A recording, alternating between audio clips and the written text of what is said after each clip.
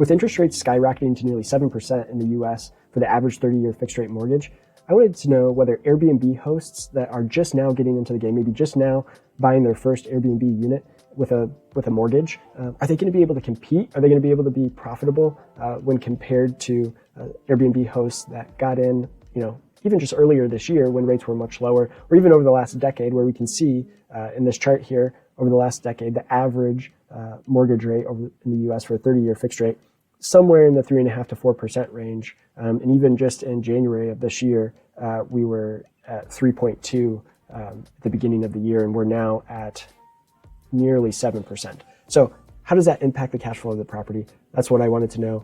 And I'm going to show you using our Airbnb cash flow calculator, which is a free tool, free spreadsheet here that I'm going to walk through and show you the impact of these interest rate numbers. A few assumptions that I wanted to talk through first, though. I am using the median home price in the US of $428,700 as the purchase price of the property that we're using as our example here. I am using the North American average Airbnb price per night of $208. And then for occupancy rate, I'm assuming that our average occupancy rate is going to be 58.9%, which is the average provided by MashAdvisor. Then I'm going to look at an example interest rate of around 3.5% compared to 7% and see what the difference is in cash flow. So I'm going to pull up our cash flow calculator here. And to start with, we've got our, like I said, the $208 rental rate, got a $100 cleaning fee that we're charging the customers, 58.9% occupancy rate. We've got some other expenses for utilities, security, internet, parking, insurance for the property. These costs end up averaging around $1,150 a month. We're assuming the average stay is 3 days at our property. With a cleaning cost, we're paying someone to clean the property after each stay of $100 and a consumable replacement cost of $10 per stay. We've got that $428,000 purchase price with that monthly mortgage payment of $1,538. So that is based on, we're assuming that we're financing 70% with a mortgage. So that actually is probably relatively normal for an investment property where the lender will likely want you to put a larger down payment. So maybe you put down a 30% down payment on the property. So this $342,400 is assuming a 70% mortgage. And that at 3.5% interest gives us a monthly payment of $1,538. So when we come back here, that's how we got this $1,538 plus a property tax cost of $100 a month. Now, based on those assumptions, we can see that in the first year, we do have a positive cash flow of $5,390.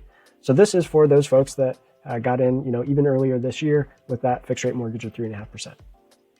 Now let's just come back to our calculator here and change this to 7%. Now we're up to $2,278 for monthly mortgage. We're going to change this to $2,278 and see what the damage is. All right, so we have a pretty massive swing from $5,000 cash flow, positive cash flow, to a negative $3,400. Nearly $3,500 negative cash flow per year, or in the first year at least, based on these assumptions. And so looking at that question again, is it too late? Have you missed your chance to get into the Airbnb host business? And I think the jury's out. I don't know. I mean, I think it's a tough time right now to get into the business. And so what you really need to do is do your own research. You need to download this calculator. It's free. The link in the description below. While you're down there, like the video and subscribe to our channel as well. But you're going to have to do your own research. You're going to have to try to figure out, can your property cash flow, and just go in eyes wide open.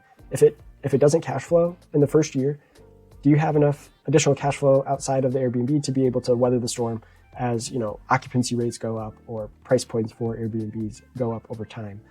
You would assume that probably in the long term the average nightly rate will go up, and you'll be able to make a go of it. But you need to be able to cash flow until you get to that point, until you're, have a number of good reviews for your property and so on.